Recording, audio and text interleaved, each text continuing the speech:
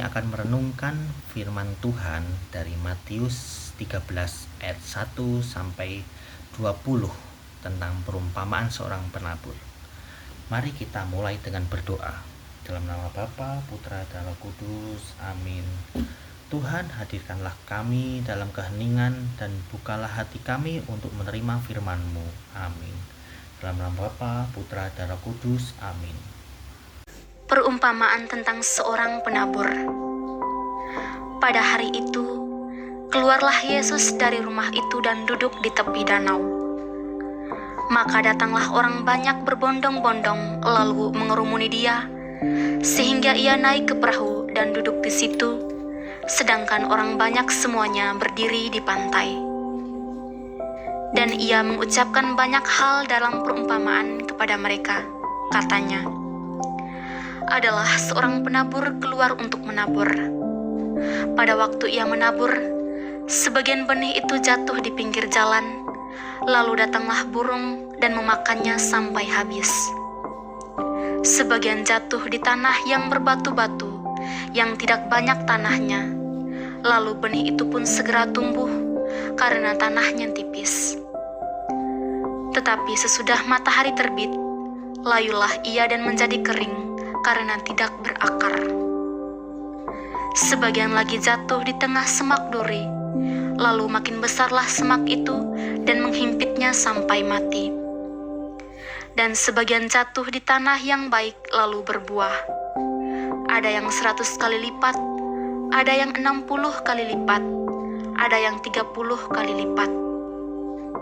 Siapa bertelinga, hendaklah ia mendengar. Maka datanglah murid-muridnya dan bertanya kepadanya, "Mengapa engkau berkata-kata kepada mereka dalam perumpamaan?" Jawab Yesus, "Kepadamu diberi karunia untuk mengetahui rahasia kerajaan surga, tetapi kepada mereka tidak. Karena siapa yang mempunyai, kepadanya akan diberi, sehingga ia berkelimpahan. Tetapi siapa yang tidak mempunyai, apapun juga yang ada padanya, akan diambil daripadanya. Itulah sebabnya aku berkata-kata dalam perumpamaan kepada mereka. Karena sekalipun melihat, mereka tidak melihat, dan sekalipun mendengar, mereka tidak mendengar dan tidak mengerti. Maka pada mereka genaplah nubuat Yesaya yang berbunyi, kamu akan mendengar dan mendengar, namun tidak mengerti. Kamu akan melihat dan melihat, namun tidak menanggap. Sebab hati bangsa ini telah menebal, dan telinganya berat mendengar, dan matanya melekat tertutup. Supaya jangan mereka melihat dengan matanya, dan mendengar dengan telinganya, dan mengerti dengan hatinya, lalu berbalik sehingga aku menyembuhkan mereka. Tetapi berbahagialah matamu karena melihat dan telingamu karena mendengar. Sebab aku berkata kepadamu, sesungguhnya banyak nabi dan orang benar ingin melihat apa yang kamu lihat, tetapi tidak melihatnya, dan ingin mendengar apa yang kamu dengar, tetapi tidak mendengarnya. Karena itu, dengarlah arti perumpamaan penabur itu. Kepada setiap orang yang mendengar firman tentang kerajaan sorga, tetapi tidak mengertinya, datanglah si jahat dan merampasnya yang ditaburkan dalam hati orang itu.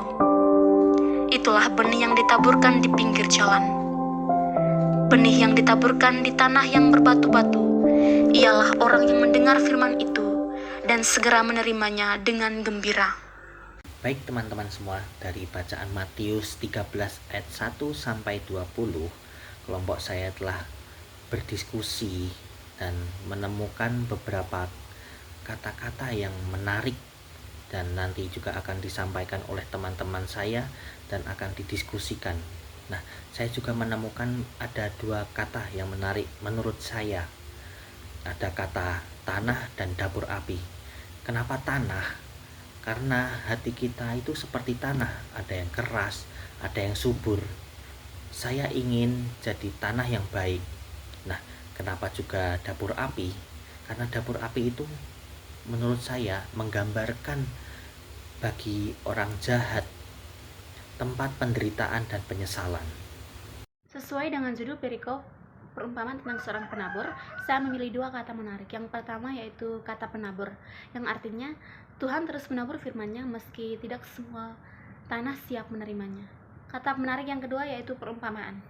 Cara Yesus mengajar dengan cerita simbolik agar orang yang siap bisa memahami kebenaran rohani. Saya tertarik dengan kata matahari. Kadang cobaan datang seperti panas matahari, tapi kalau kita berakar dalam Tuhan, kita tidak akan layu. Dan saya tertarik kata ketidakpercayaan menjadi penghalang bagi mujizat dan karya Tuhan, yaitu menunjukkan pentingnya iman dalam menerima kuasanya. Amanat Tuhan. Tuhan memperingatkan kita bahwa Ia adalah penabur yang setia, terus menabur firman-Nya melalui perumpamaan yang penuh makna. Ia mengendaki agar kita menjadi tanah yang baik, tidak keras, tidak dangkal, dan tidak terhimpit oleh dunia. Mari teman-teman kita berdoa untuk merenungkan firman Tuhan yang telah kita baca pada kesempatan kali ini, dan nanti akan disambung juga oleh teman-teman saya. Dalam nama Bapa, Putra, dan Roh Kudus. Amin. Tuhan, jadikan hatiku tanah yang subur. Jangan biarkan firman-Mu hilang atau layu dalam hidupku.